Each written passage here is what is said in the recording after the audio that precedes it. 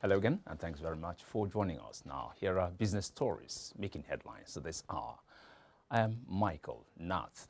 The federal government has shelved plans to raise about $950 million selling overseas bonds, owing to unfavorable market conditions due to the time frame approved for the fundraising.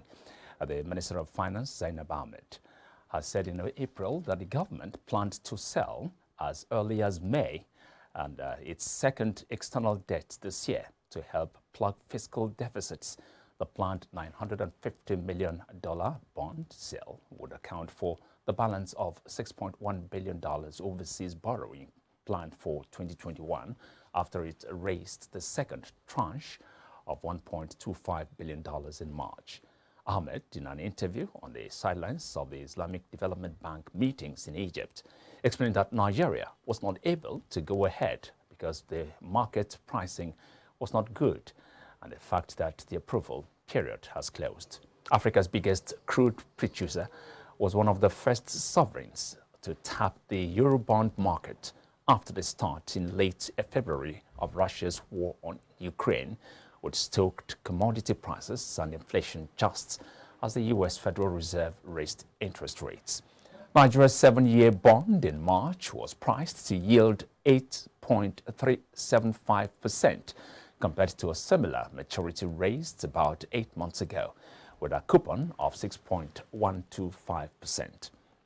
Now, the National Bureau of Statistics has disclosed that Nigeria spent 1.51 trillion naira on the imports of premium motor spirituals, known as petrol, in the first quarter of 2022. This was 25.54% of the total imports for this quarter, and an increase of 17.05% when compared to the 1.29 trillion naira spent on importing fuel in first quarter of 2021. The PMS import, as usual, tops the lists of imported products for this quarter. This was disclosed in the Foreign Trade in Goods Statistics report of the NBS. Figures from the Nigerian National Petroleum Company Limited showed that the oil firm spent 210.38 billion naira, 219.78 billion naira, and 245.77 billion naira as subsidy on petrol in January, February, and March 2022, respectively.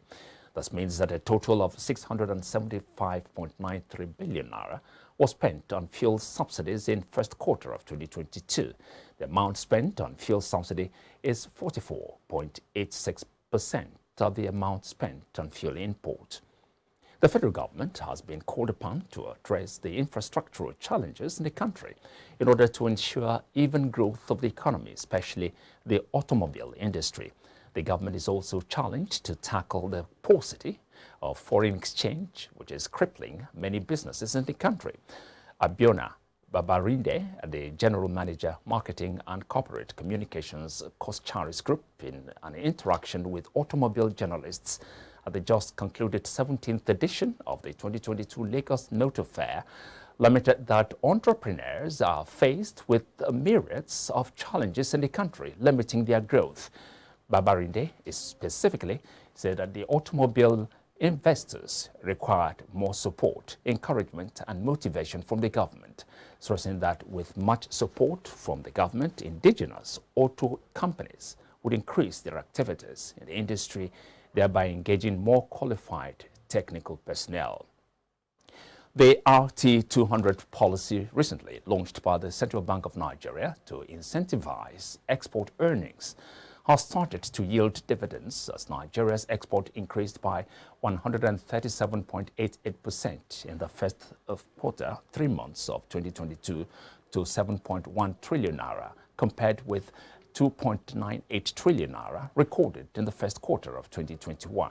Also, capital inflow into Nigeria declined by 28.09% to $1.57 billion, compared to 5.76 trillion naira recorded in the last quarter of 2021.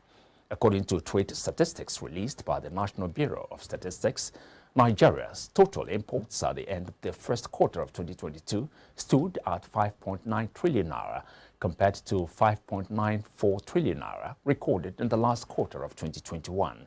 There was, however, a 21.04% rise in imports when compared to 4.87 trillion naira that was recorded in the first quarter of 2021. An analyst has applauded the recent takeover of a century-old Union Bank PLC by Titan Trust Bank in what is considered a major acquisition in Nigerian banking history, as the bank transferred 93.41% of its issued share capital to Titan Trust Bank TTB. MD CEO APT Securities Mutual Funds Limited, Kasimu Garba Kofi, while speaking earlier in the day on iBrandTV's Business Breakfast show, stated that it was a good move in the right direction. When you look at it, the investors are just a mere minority, because acquiring 89%, you are left with 11%. So who are the minority? The minority are 11%. They are not very much relevant.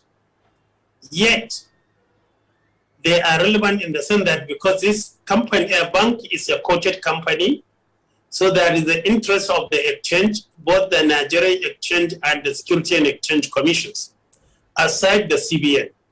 But we believe that it's just like a total takeover of the bank. Whoever owns 89% can decide, even from his bedroom, to decide whatever for the bank. And nobody can challenge it because he has more than 75% that give him the ultimate. So as long as there is regulators who make sure they have done their due diligence, I believe CBN must have done their due diligence and ensure that they have the capacity and ability to turn around the bank. Remember, they are not the only one that bid for this bank. From the information we had, Access Bank have tried, Zenith Bank have tried. And we all know the position of the two banks. Yet, CBN decided to choose this bank, not the other two. It means they must have been done their due diligence and assured and guarantee that the bank will turn around for the better.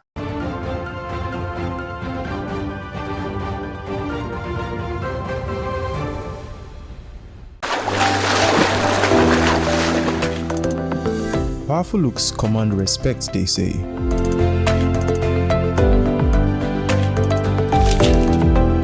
The perfect body,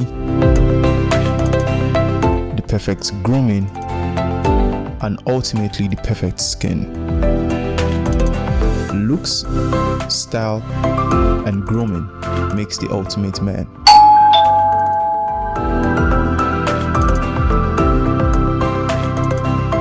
I've found a ridiculously easy way to make my skin always feel epic.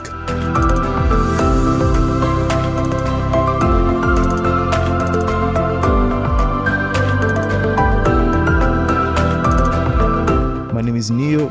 I found Blemiviv, and now my skin finally makes sense.